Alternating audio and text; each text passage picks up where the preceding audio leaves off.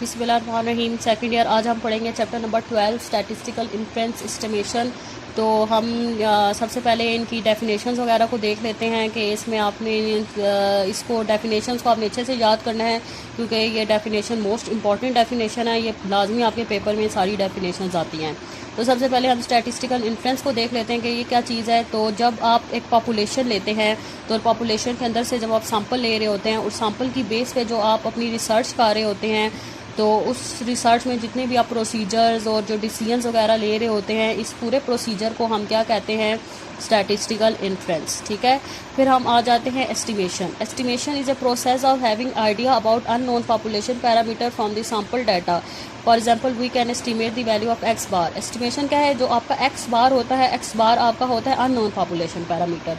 ठीक है। एक्स बार क्या होता है, आपका अननोन पॉपुलेशन पैरामीटर। जब आप अननोन पॉपुलेशन पैरामीटर से अपने जो रिजल्ट्स निकाल रहे होते हैं, ठीक है, उसको आप क्या कहते हैं, एस्टिमेशन। जिस तरह आपका एक्स बार है, आपने फार्मूला लगाया और जो आंसर निकाला, ठीक है, ये सारी ये प्रोसीजर क्या है, इस प्रोसीजर को हम क्या कहते हैं, एस्टिमेशन। ठीक है क्लास। इसके बाद आ जाते हैं हम estimator. Estimator is a rule when us to calculate an estimate for the population parameter that is unknown from the sample data। ठीक है। एस्टिमेटर जो है आपका जो अननोन पॉपुलेशन पैरामीटर है, इसी को हम क्या कहते हैं, एस्टिमेटर। ठीक है। जो आपका एक्स बार है, एक्स बार आपका क्या है, अननोन पॉपुलेशन पैरामीटर। तो इस एक्स बार को ही हम क्या कहते हैं, एस्टिमेटर। ठीक है। जो आपका एक्स बार होता है, जो आपका फार्मूला होता है, उस फार्मूले को हम क्या कहते हैं, फार्मूला जो होता है उसको हम एस्टिमेटर कहते हैं। जिससे आपका एक्स बार है, एक्स बार ही आपका क्या है, एस्टिमेटर।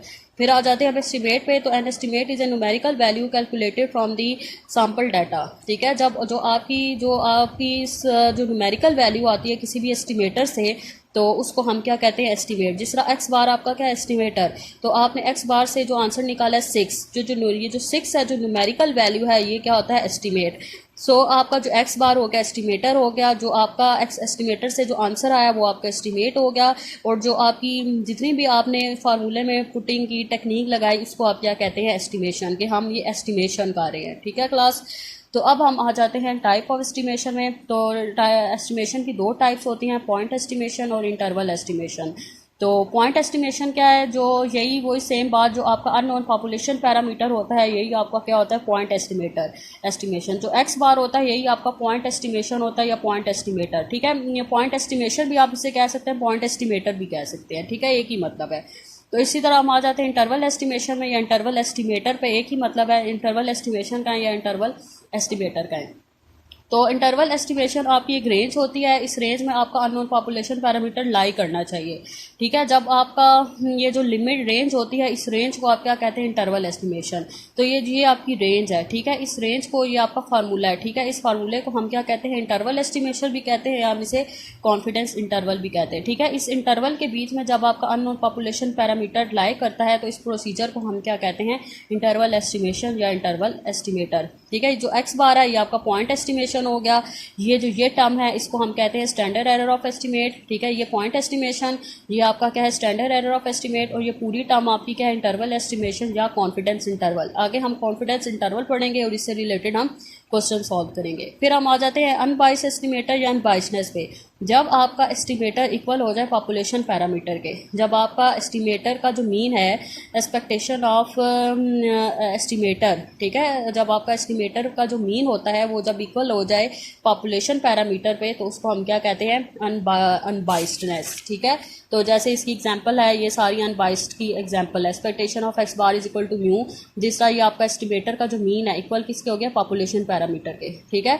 एक्स बार, पी हेड, एस स्क्वायर, ये सारे आपके एस्टिमेटर हैं। ठीक है। जब ये इक्वल हो जाते हैं पॉपुलेशन पैरामीटर के, जब आप इनके एक्सपेक्टेशन लगाते हैं और ये इक्वल हो जाते हैं पॉपुलेशन पैरामीटर के, तो ये हमारी टर्म्स क्या बन जाती हैं, अनबाइस्ड एस्टिमेटर। अब हम आ जाते हैं बाइस एस्टिमेटर में। तो बाइस एस्टिमेटर का क्या मतलब है, जब आपका जो एस्टिमेटर का मीन होता है, जब वो नॉट इक्वल होता है पॉपुलेशन पैरामीटर के, उसको हम क्या कहते हैं, बाइस एस्टिमेटर। अनबाइस में आपका क्या होता है, जो आपका मीन ऑफ द एस्टिमेटर होता है वो इक्वल होता है पॉपुलेशन पैरामीटर के। लेकिन अनबाइस्ड में क्या होता है, mean of the estimator not equal to the population parameter. ठीक है। Expectation of theta hat not equal to theta. और इसमें expectation of capital s square not equal होता है सिग्मा स्क्वायर के। जो इसमें स्मॉल एस स्क्वायर इक्वल होता है सिग्मा स्क्वायर के, लेकिन जो कैपिटल एस स्क्वायर होता है वो नॉट इक्वल होता है सिग्मा स्क्वायर के। ठीक है। जो आपका स्मॉल एस स्क्वायर होता है वो अनबाइस्ड एस्टिमेटर है, लेकिन जो कैपिटल एस स्क्वायर होता है वो आपका बाइस्ड एस्टिमेटर होता है। समझ आ रही है बात? जो आपका स्मॉल एस स्क्वायर होता है वो आपका अनबाइस्ड एस्टिमेटर होता है, लेकिन जो आपका कैपिटल एस स्क्वायर होता है वो आपका बाइस्ड एस्टिमेटर होता है। अगर आपका expectation of theta had greater than हो थीटा तो ये पॉजिटिवली बाइस्ड बनता है, अगर expectation of theta had less than theta हो तो आपका ये नेगेटिवली बाइस्ड बनता है। ठीक है, इक्वल हो तो बाइस्ड एस्टिमेटर, नॉट इक्वल हो तो अनबाइस्ड एस्टिमेटर, नॉट इक्वल हो तो बाइस्ड एस्टिमेटर। ठीक है, और अगर बीच में ग्रेटर का साइन आ जाए तो पॉजिटिवली बाइस्ड, अगर लेस का साइन आ जाए तो नेगेटिवली बाइस्ड। फिर हम आ जाते हैं एरर एस्टिमेशन में। जब जो आपका एक्स बार और जो म्यू का डिफरेंस होता है उसको हम क्या कहते हैं? Error estimation. ठीक है, जो आपका एक्स बार को माइनस करते हैं पॉपुलेशन पैरामीटर के, तो जो इसके बीच में जो डिफरेंस आता है उसको हम क्या कहते हैं?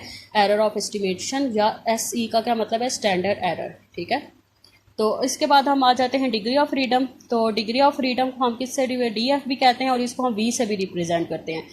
और डिग्री ऑफ फ्रीडम में का जो फार्मूला होता है V, जो जिसका फार्मूला होता है वो होता है n-1। ठीक है, डिग्री ऑफ फ्रीडम का क्या मतलब होता है कि इसमें नंबर फ्री टू वेरी का रहे होते हैं। फ्री टू वेरी का क्या मतलब है? इसमें कोई रिस्ट्रिक्शन इन्वॉल्व नहीं होती। फ्रीली आपकी number of observation free to vary का रहे होते हैं। ठीक है, उसमें कोई रिस्ट्रिक्शन इन्वॉल्व नहीं होती। ठीक है, आप इसमें रैंडमली नंबर चूज कर रहे होते हैं। तो डिग्री ऑफ फ्रीडम को हम V भी कहते हैं, और V किसके इक्वल होता है? n-1 के। सपोज अगर आपका n 10 है तो डिग्री ऑफ फ्रीडम क्या होगा? 10-1 9। तो 9 का क्या मतलब है कि आपकी जो वैल्यूज़ हैं वो free to, number of observation वो फ्री टू वेरी कर रही हैं।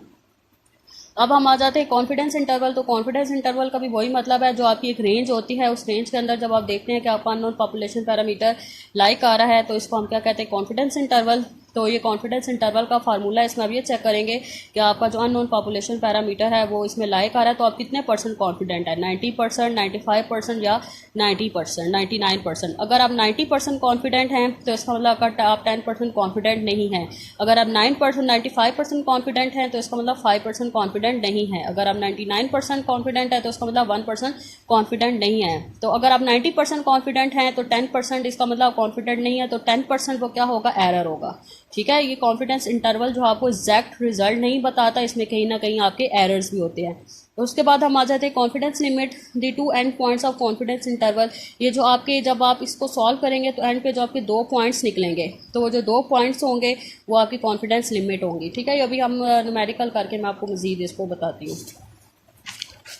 उसके बाद हम इसमें कॉन्फिडेंस इंटरवल हम टॉपिक पढ़ेंगे और इसके हम रिलेटेड क्वेश्चन सॉल्व करेंगे। तो फर्स्ट आपने मेथड पढ़ना है confidence interval for population mean when sigma known large sample. Large sample का क्या मतलब है? जी डिस्ट्रीब्यूशन। जी डिस्ट्रीब्यूशन में आप डिस्ट्रीब्यूशन अप्लाई करेंगे कॉन्फिडेंस इंटरवल में, जी और टी। तो जी डिस्ट्रीब्यूशन होता है लार्ज सैंपल के लिए, और जी डिस्ट्रीब्यूशन में आपका n ग्रेटर देन 30 होता है। ठीक है, क्लास समझ आ रही है?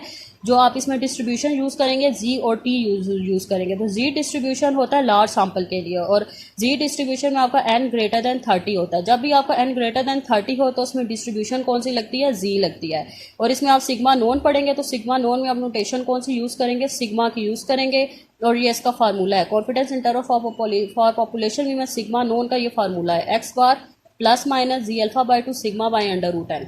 ठीक है, और सेकंड आप पढ़ेंगे confidence interval for population mean when sigma unknown. ठीक है, और लार्ज सैंपल। तो सिग्मा अननोन होगा तो नोटेशन आप कौन सी यूज़ करेंगे? कैपिटल एस, और ये इसका formula x bar plus minus z alpha by 2 capital S by √n। जब सिग्मा नोन होगा तो आप सिग्मा लिखते हैं, और जब अननोन होगा तो फिर आप क्या लिखते हैं? Capital S. सेम एक ही चीज़ है, बस ये नोटेशन चेंज है। और दोनों में कौन सी डिस्ट्रीब्यूशन आप लगा रहे हैं? जी डिस्ट्रीब्यूशन, और इसमें n ग्रेटर देन 30 होगा। स्टैंडर्ड डेविएशन में आप नोटेशन सिग्मा की यूज़ करते हैं, और जब वेरिएंस का होता है उसकी नोटेशन क्या होती है? Sigma square. तो अब हम क्वेश्चन नंबर 1 देख लेते हैं। A random sample of 64 is taken from a certain population with a standard deviation sigma is equal to 16. If the mean of sample is 82, compute a 90% confidence interval for population mean. तो इसमें आपका जो n है वो इसमें क्या है? n आपका 64 है, क्योंकि रैंडम सैंपल का क्या मतलब होता है? n, small n। तो स्मॉल रैंडम सैंपल का क्या मतलब होता है? Small n। तो स्मॉल n आपका क्या है? 64। सिग्मा आपका क्या है? 16। मीन का क्या मतलब होता है? x बार। तो मीन आपका क्या है? 82, और 90% आपने कॉन्फिडेंस इंटरवल से इसको सॉल्व करना है। 90% confidence interval for population mean. ठीक है, क्योंकि x बार है ना, ये x बार की नोटेशन यूज़ करेंगे, पॉपुलेशन मीन का फार्मूला है। ठीक है, तो इसमें n64 हो गया, सिग्मा 16 हो गया, x बार 82 हो गया और 90% कॉन्फिडेंस इंटरवल से आपने सॉल्व करना है। तो इसमें फार्मूला लगाएं x bar plus minus z alpha by 2 sigma by into 2 और ये सिग्मा नोन का फार्मूला इसमें लगेगा, क्योंकि सिग्मा की नोटेशन आपको गिवन है ना, तो सिग्मा नोन का फार्मूला लगेगा। तो x बार आपका क्या आ गया 82। अब आपने ये वैल्यू कैसे निकाली है 1.645 अब आपकी कैसे आएगी, ये आपने देखना है अपना जो आपका स्टैटिस्टिकल टेबल है, ये आपको वहाँ से वैल्यू मिलेगी। ठीक है, ये सा जो आपकी ये critical value of ji test का आपका पेज होगा। ठीक है, जो आपका स्टैटिस्टिकल टेबल है उसमें ये पेज होगा, उसमें हाइडिंग होगी critical value of ji test, ही यहाँ से आपको वैल्यूज़ मिलेगी। ये आपको कॉन्फिडेंस इंटरवल की सारी वैल्यूज़ दी हुई है, 99% कॉन्फिडेंस इंटरवल, 98% कॉन्फिडेंस इंटरवल। अभी आप क्या पढ़े हैं 90% कॉन्फिडेंस इंटरवल। तो 90% कॉन्फिडेंस इंटरवल को आपने टू टेल में देखना है। ठीक है, किस में आपने हमेशा टू टेल में देखना है।